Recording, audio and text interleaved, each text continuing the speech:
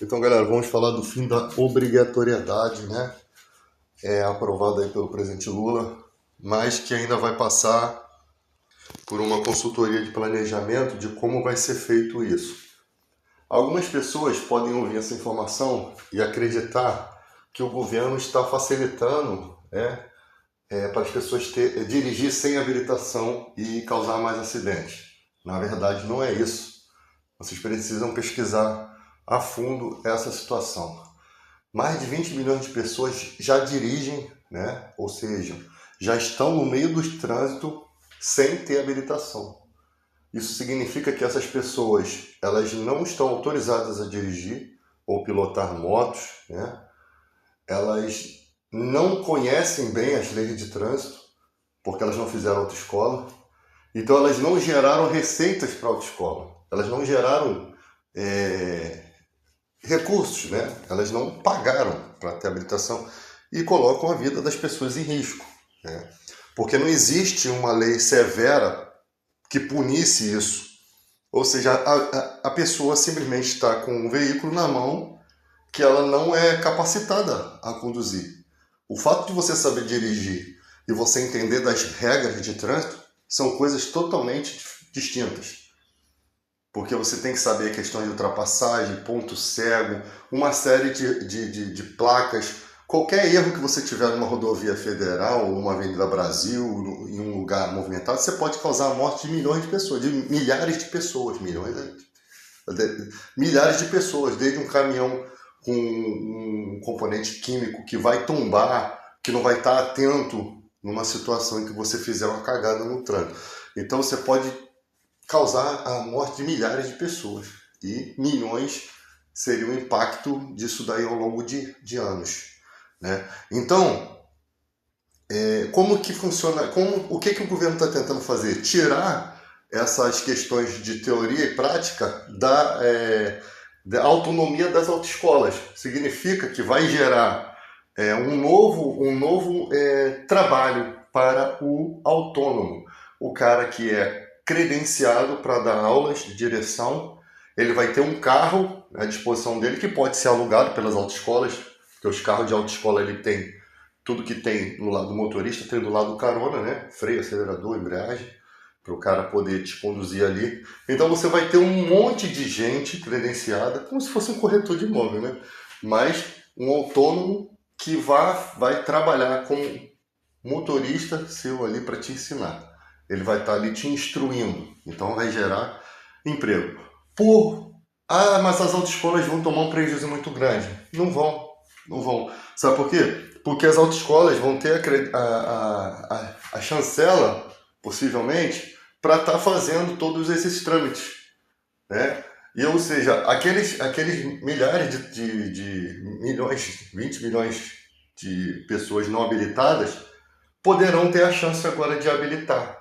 E aí o governo tem que o quê? Endurecer as regras para quem for pego sem habilitação, para poder fazer um trabalho, né, que preserva a vida, um trabalho de prevenção, né, e capacitar esses que já dirigem. Ou seja, para esse cara que já dirige vai ser muito fácil ele fazer autoescola, né? Então ele não vai precisar levar um ano para fazer autoescola, desembolsar de 3 a 4 mil reais, dependendo do estado que você faz a autoescola. Então isso pode ser bom tanto para as autoescolas, quanto para o trabalhador autônomo, quanto para aquela pessoa que quer tirar habilitação, que às vezes deixa de comprar um carro e injetar dinheiro na economia, porque não tem tempo para fazer esse tempo todo de habilitação. De qualquer forma, esse cara vai fazer a prova do Detran. E ele vai ficar reprovado se lá na hora ele não demonstrar capacidade para estar no trânsito. Ou seja, ele vai ter aulas de autônomo, possivelmente, quando ele se sentir seguro para fazer a prova. Né? Porque eu acho assim, cara, eu não dirijo. Eu não dirijo, não sei dirigir. Fiz 2 aulas e consigo sair com o carro, mas não sei dirigir. Tá? Mas o que eu percebo é que muita gente que fez a habilitação ficou reprovado várias vezes até ser aprovado. E nisso os caras gastam muito dinheiro. E o cara lá que é o instrutor no dia da sua prova, ele não vai afrouxar para você não. Irmão. A responsabilidade dele é de não colocar um doido no trânsito. Se você passa a marcha, você olha para a marcha ainda, você não está capacitado. Pode espernear, pode chorar, pode dizer que o cara foi injusto. Eu sei que podem acontecer injustiças, que podem acontecer situações. Eu acho até que deveria ser filmada essas autoescolas no momento de fazer a prova e a pessoa poder reivindicar o direito, né, de mostrar que ela acertou ou errou com especialistas. Eu acho que poderia ser uma coisa mais séria. Porque às vezes o cara se sente injustiçado, mas a situação está entre ele e o instrutor. E aí, meu irmão, tem que ter uma coisa mais rígida para poder a pessoa ter a sua defesa. Pô, aqui eu não errei, você me tirou ponto aqui, mas eu não errei. Então isso também pode ser estudado. Então o cara vai lá, vai fazer a prova. Cara, ele só vai. Eu sempre falo, para poder fazer uma prova dessa, eu acho que o cara primeiro tem que aprender a dirigir. Não é passar pela aula teórica todinha para depois chegar na hora e ficar na prática. Não adianta. A aula teórica, o cara vai aprender, né? Geralmente as pessoas passam porque decora. Mas a prática tem toda uma questão de estresse emocional, tem toda uma questão do cara não saber ter o controle do veículo. Então ele vai começar a dirigir, vai estar à vontade ali, né, no volante, vai saber fazer faz a ré, entra na vaga, sobe uma ladeira, né? Para numa ladeira. Como é que se para numa ladeira? Isso aqui é uma das maiores dificuldades, que às vezes o cara faz autoescola e não sabe. Então, é coisas que a gente vai ouvindo aí. Então, toda essa situação, para um cara que vai dirigir pagando um autônomo, né? Que vai capacitar ele. Ele vai dirigir bem. Quando ele se sentir capacitado, o cara vai falar, pô, agora tu pode fazer a prova. Porque você está seguro, você não olha para a marcha, você sabe conduzir o carro, você não vai deixar o carro morrer, você sabe fazer a manobra direitinho, você sabe a sinalizar, entende? Então, quando o cara, eu acho que não é uma coisa que poucas aulas de trânsito vai capacitar o cara. Eu sei que tem gente que é bom, que aprende as coisas rápido, mas a gente tem que entender que muita gente não tem mais dificuldade, vai demorar um tempo a mais. E aí, o que a gente faz com essas pessoas? A gente abandona elas? Elas também querem ter o direito de dirigir. E ali, cara, quanto mais gente habilitada, mais se vende carro e moto nesse país. É melhor você fazer assim, facilitar, né? Não é uma facilitação total que está acontecendo no governo, não, tá? É uma facilitação para você não precisar desse prazo todo extensivo. Você pode fazer as aulas teóricas em casa, né? Acompanha no site, chega lá, você faz a prova como qualquer concurso aí que a pessoa faz. Passou na prova teórica, ela já vai fazer as aulas, né, com o autônomo. Quando ela se sentir segura, ela vai. Não vai depender daquela marcação da autoescola que demora um tempão. Aí o cara não passa, aí vai demorar mais um ano para remarcação. Aí o cara tem que pagar uma série de coisas. Cara, é complicado. Foi feito mesmo para complicar.